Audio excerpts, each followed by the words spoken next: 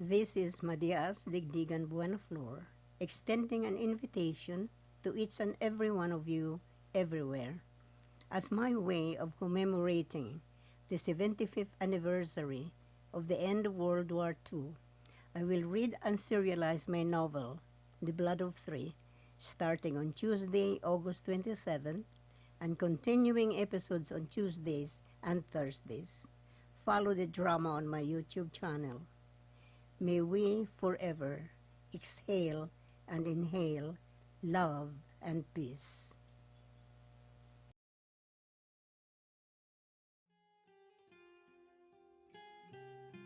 This operation is to disable the gun emplacements of the Japanese fortress in the town. Ernesto saw the sudden anxiety on the faces of the men. Whispers of concern reverberated in the crowd. Lieutenant Toribio, Lieutenant Dizon, Sergeant Cruz, Sergeant Leon, and Sergeant Manuel were in their uniform too. That came with the armed ammunition that morning. They have joined Captain Duran inside the hut. Captain Duran stepped up to the huge map on the wall.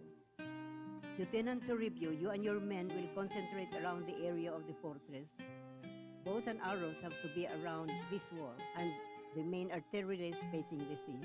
Ernesto pointed the areas on the map for everyone to see. There was complete silence as they listened with full attention.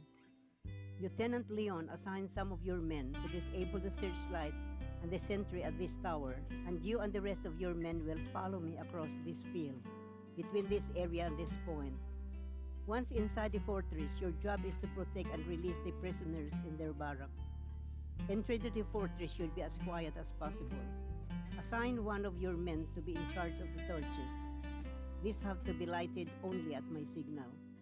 Ernesto did not mention the existence of neither the tunnel nor the armory at its end. He planned to divulge this at the appropriate time only to the designated group. The tension was palpable as Ernesto turned from one group to the next. Lieutenant Manuel, you take care of the gun emplacement at this side of the fortress. Again, Ernesto indicated it on the map.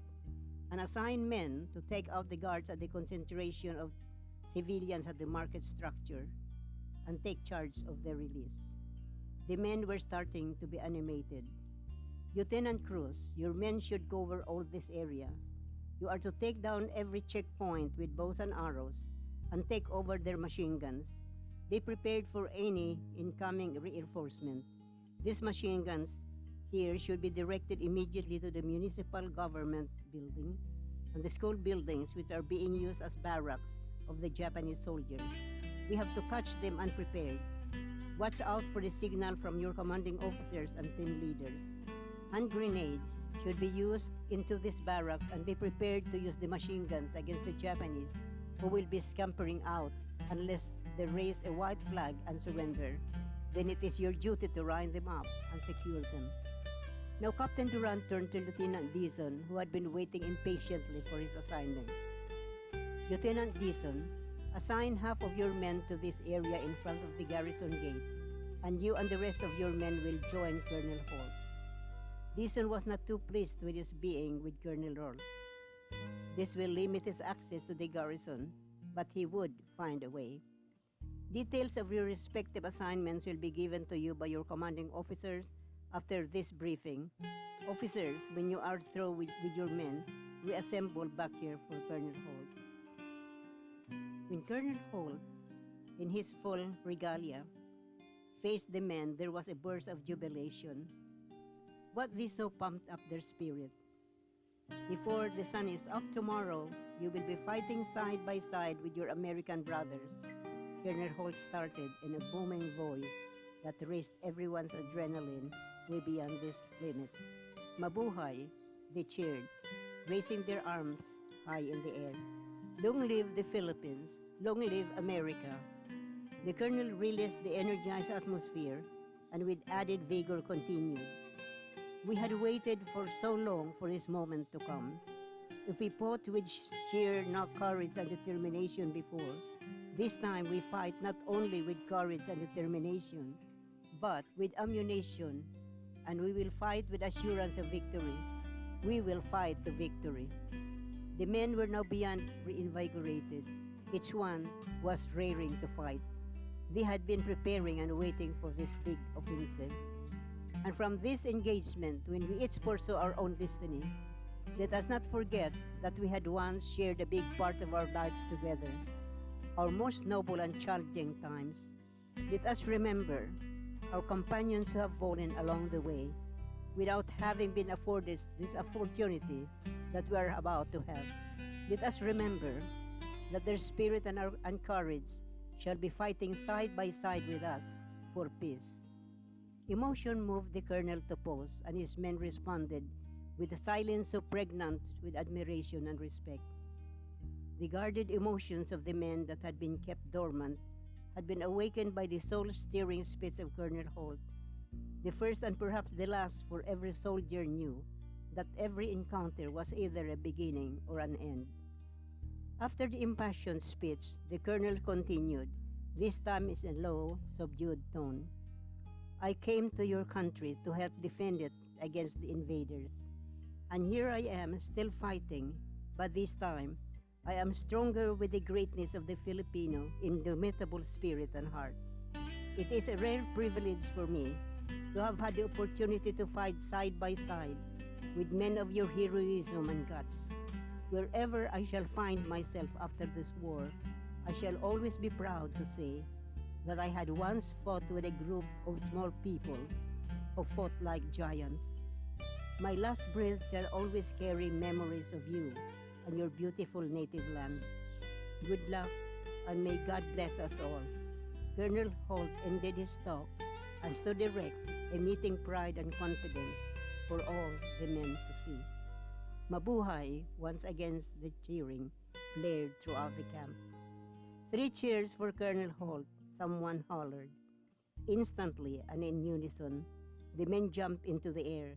Hip hip hooray, hip hip hooray, hip hip hooray. Heads and arms popped up and down like waves.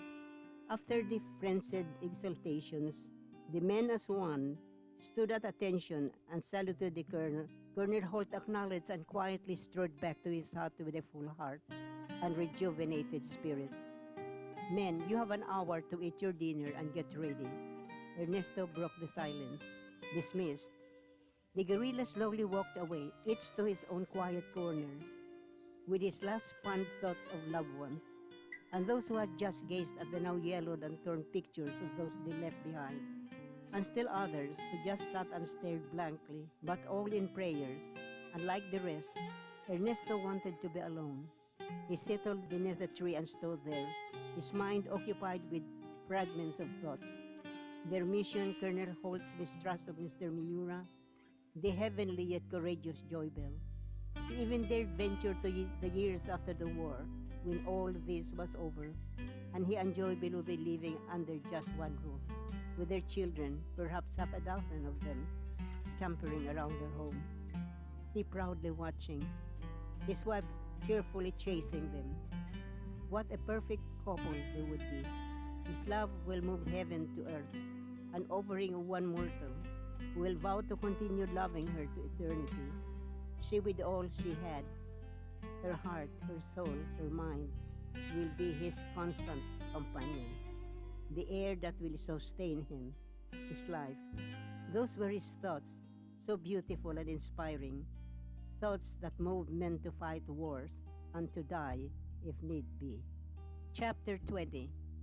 The hours seemed to stand still for Mr. Miura. He had been ready with all the things he needed as soon as the last rays of the sun had bid goodbye. He had on the table before him 2 small lamps filled to the brim with coconut oil, a match, chisel, hammer, and hunting knife.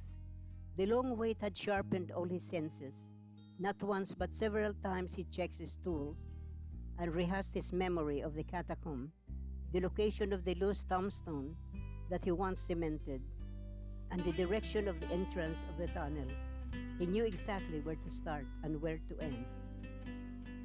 Now he had a very good idea of Ernesto's mission.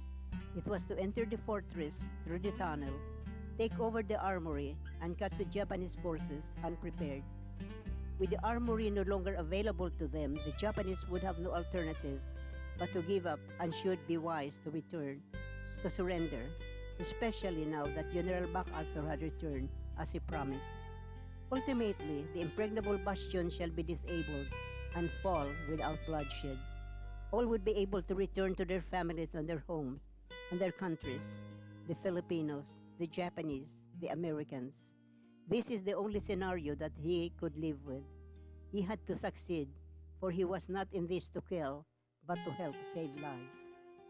But above all, he was doing this for his wife and his daughter, the two women who truly enriched him and gifted him his paradise. It will be the accomplishment of a younger's daring attempt to put an early end to all of these wanton killings and cruelty. Earlier that evening, Mr. Miura prayed, not alone, but in the company of his two beloved in the hill. They were his two silent witnesses to his thoughts. Your deaths are not in vain. If death was intended to move me to act without renouncing my belief in peace, then it had succeeded. My only regret is that I woke up too late. Had I acted earlier, you may still be by my side. However, fate has its own way. I could not fathom my destiny, but I shall do everything humanly possible to do what I was placed here to do. My fate assures me that we will be together again. This is our privilege that even death could not begrudge us. We will finally find a place where our happiness would go on uninterrupted, where there no longer exists the concern over differences as race and creed and religion. God our Creator, Allah, Yahweh, the Force, in its various forms and names, promised us that place. The peace and solitude of that intimate moment with his beloved cleansed and purified mind and heart and soul. The turmoil reigns no more, like the dew that vanished when the sun burst through the clouds. Finally, Mr. Miura was ready and prepared to face the task he had voluntarily imposed on himself. He had finalized his own plan to open the tombstone after the changing of the guards to ensure non-interruption. By then, there would be only 2 guards left in front of the huge armory door. If anything should happen, he had a good chance to overpower them by surprise. His knowledge of judo and karate would come in handy. He was sure of that. At last, one quick glance at his pocket watch showed that the time had come.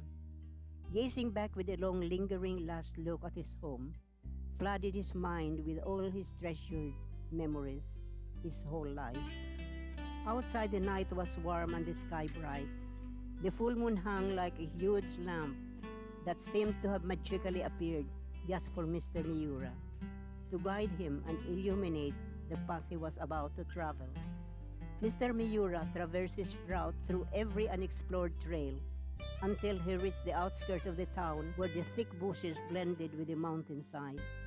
Recalling the entrance of the tunnel, he prepared himself to negotiate the path of the roving searchlight from the watchtower, and so he waited for the long searchlight beam to pass his position, then swiftly went for it in a semi-crawling position until he reached the location of the tunnel's opening, some 30 yards from the walled fortress.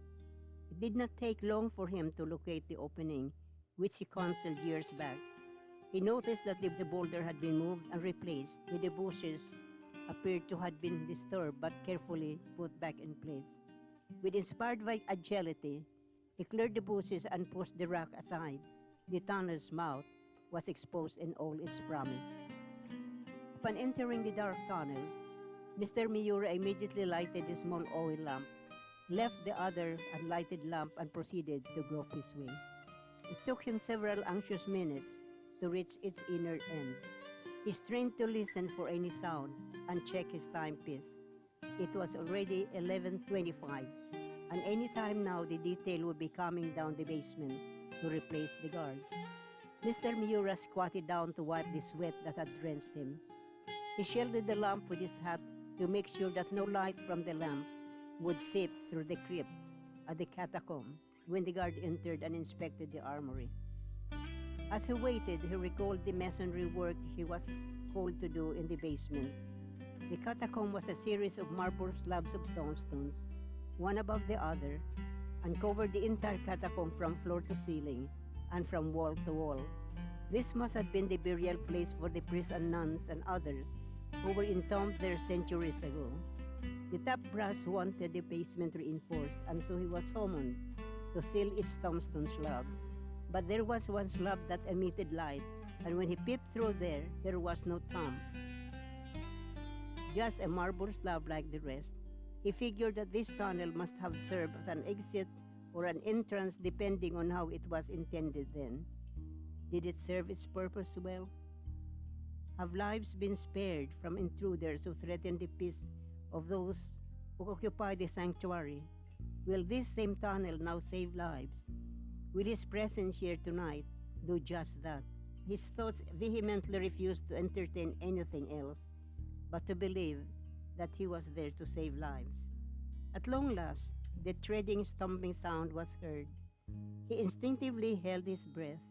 This was followed by the dragging noise.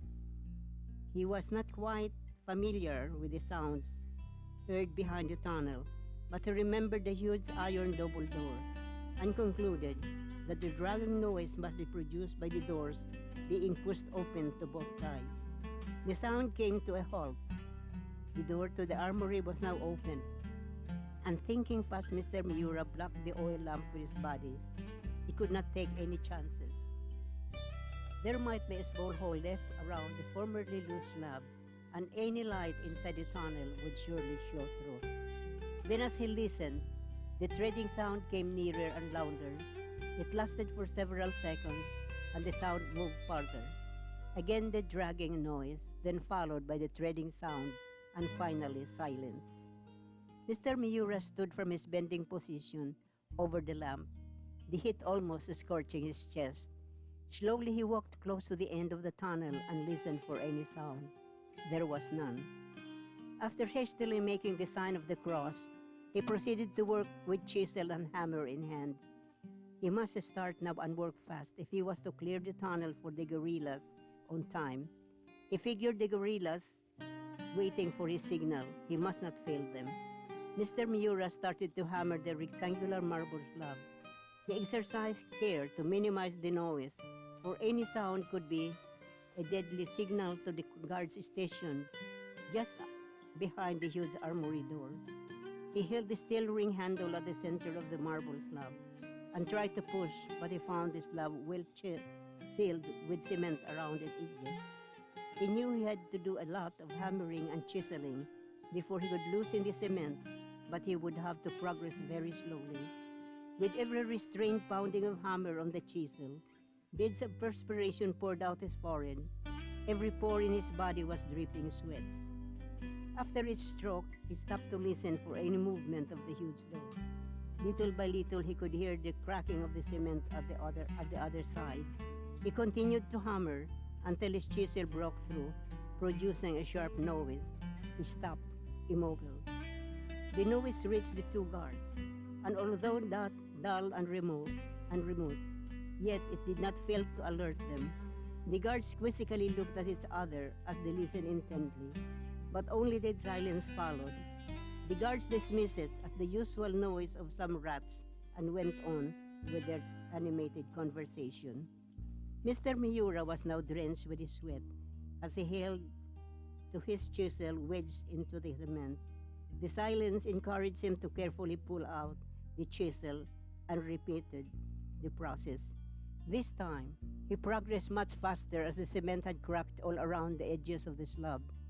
He held the steel ring with one hand and pushed the slab with his shoulder and other hand.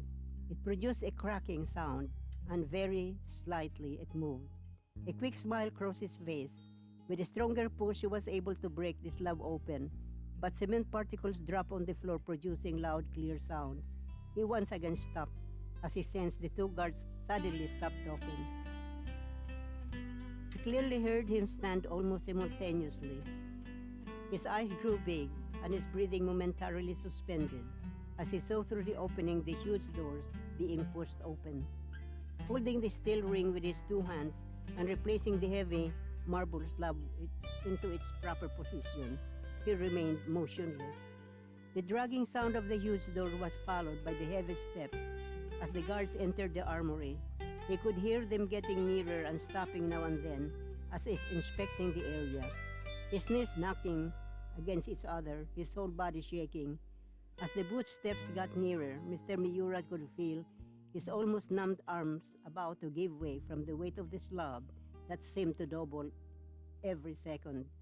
Although every vein in his arms were strained from the effort and the tension, he closed his eyes and focused his strength to his arm, hoping he could hold on. Without realizing it, he was praying fervently, praying and sweating and not breathing. He lost his heart when he heard the guard stop just a few feet from the loose tombstone he was holding onto. Fear engulfed him like a tidal wave. A lightning bolt struck and jolted him when the guards kicked an empty box nearby. Simultaneously, shrill squeaks and scampering of tiny feet followed. Dirty, filthy rats, cursed one of the guards and kicked the box again. Their footsteps receded, followed by the dragging of the double door and its final interlocking. "Thank you, God," Mr. Miura gasped as he relaxed his hold, and without losing any time, he pushed the slab with his shoulder while tightly holding onto the ring. As the slab gave way, he caught its bottom with his hands, then slowly lowered it and laid it on the floor of the armory, as if handling a fragile relic. In one quick move, he slipped in and stopped to listen.